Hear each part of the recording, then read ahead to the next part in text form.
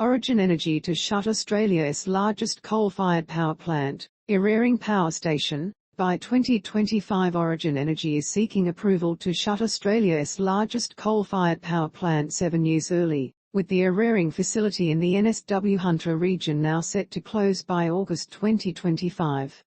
Key points. Origin has applied to the regulator to shut the Eraring Power Station 7 years before its previously planned retirement. Eraring is Australia's largest coal-fired power plant, with a capacity of up to 2880 megawatts. The company said notice has been submitted to the Australian Energy Market Operator, AEMO, indicating the potential early retirement of the plant after the required 3.5-year notice period.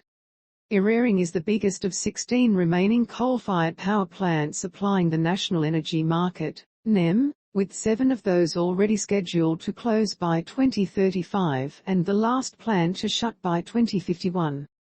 The ABC understands that Origin has 240 employees at the power plant, but contractors raise the total number of staff there to about 400.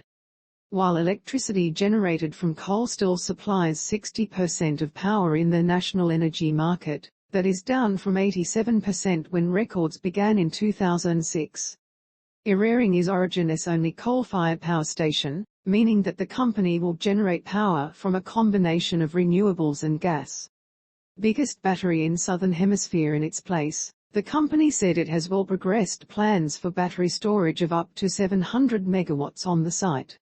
Origin's proposed exit from coal-fired generation reflects the continuing, rapid transition of the NEM as we move to cleaner sources of energy, said the company's chief executive, Frank Calabria. NSW Energy Minister Mr Kean said Origin's decision to close Eraring was months in the making. Origin approached me about the possibility of this decision a number of months ago, he said. During that time, we've worked to develop a comprehensive plan to deal with the possibility of today's decision. That plan will involve making sure that we focus on keeping reliability of the system and that we put downward pressure on prices. Mr Kean said that he believed regulatory approval from AEMO to close the plant would be forthcoming. AEMO, the independent system operator, has considered our plan and has said that we will meet our energy security target even with the closure of Eraring in 2025, he told reporters. Today I am announcing that we will be building the biggest battery in the Southern Hemisphere. A 700 megawatt transmission battery that will free up capacity in our transmission system and that will enable users to access more of our existing supply. Planned additional transmission capacity, including the announced battery, will give the state access to enough electricity generation to meet the energy security target at the time Eraring closes, he said in a statement.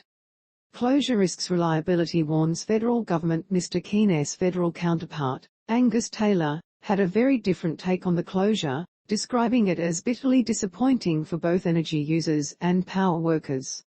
The early and sudden closure of this 2880 MW generator will leave a considerable gap in reliable generation in the national electricity market, representing more than 20% of NSW generation output, he said in a statement.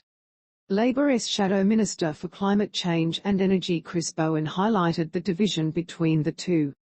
Labor welcomes the NSW Government's commitments to build a big battery to ensure reliability, and to bring forward new generation capacity to ensure affordability, he said in a statement. The NSW Liberals and Federal Labor are doing what Scott Morrison 1T, acknowledge and plan for the market realities of the global energy transition. Greens leader Adam Bandt said all parties should get together to agree on a comprehensive plan to phase out coal-fired power.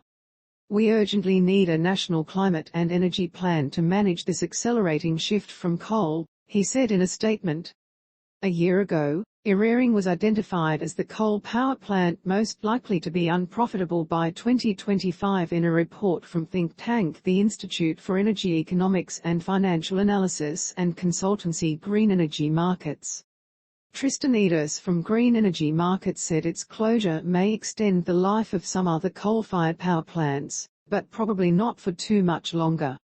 The other higher cost and marginal coal generators like Gladstone and Vales Point will likely remain under operational and financial stress from having to continually dodge the daily solar surge and accompanying power price plunge, he told ABC News. Green Energy Market's latest forecasts are that we will see around 3,000 MW of rooftop solar added each year for the next 4 years. As Origin have recognized, this has fundamentally transformed the shape of the electricity market, making it poorly suited to inflexible, baseload coal generators. Unfortunately, many of our politicians,